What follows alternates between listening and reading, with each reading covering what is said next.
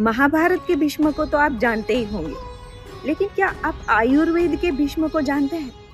जी हाँ, एक ऐसे व्यक्ति जिन्होंने अपना पूरा जीवन आयुर्वेद के लिए समर्पित कर दिया। आज हम संहिताओं को शुद्ध रूप में पढ़ पा रहे हैं, उसके पीछे एक तपस्वी विद्वान का हाथ है, जिसका नाम है यादवजी त्रिकमजी आचार्य।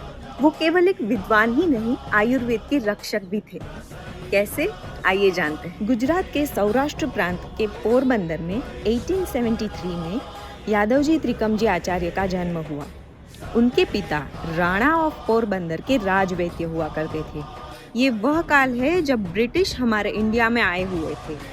तब ब्रिटिशरों ने आके वेल प्लान्ड मैनर से इंटेलेक्चुअल कॉलोनाइजेशन स्टार्ट कर दिया था, जिसकी वजह से कई पाठशालाएं, गुरुकुल, परंपरागत आयुर्वेद को नष्ट कर दिया था।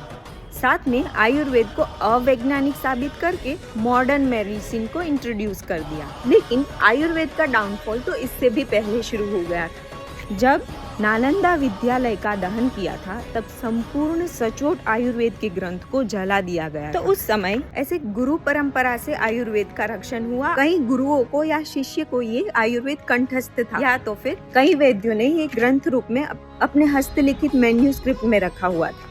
तो वो परंपरा ब्रिटिश काल तक भी चल ही रही थी। जैसे कि किसी को अगर सूत्र स्थान पढ़ना है या तो फिर कोई निघंटु पढ़ना है, तो उसको उत्तराखंड के बद्रिका आश्रम में जाना पड़ता था। अष्टांग हृदय पढ़ना है तो कर्नाटक के श्रृंगकेरी शारदा पीठ में जाके अष्टवैद्य परंपरा के वैद्यों से पढ़ना पड़ता था। योग रत्नाकर जैसे अन्य ग्रंथ को पढ़ने के लिए तेलंगाना नागार्जुन कोंडा वैद्य के पास जाके पढ़ना पड़ता था। और इस तरह से सारा आयुर्वेद पढ़ना सभी वैद्यों के लिए संभव ही नहीं था। और इस बात को ध्यान में रख के यादवजी आचार्य ने महत्वपूर्ण कार्य को संभालने की तैयारी की। हालांकि वो बहुत अच्छे वैद्य भी थे और उसकी प्रैक्टिस बॉम्बे के प्रिंसेस स्ट्रीट में हजारों की तादाद में रहती थी।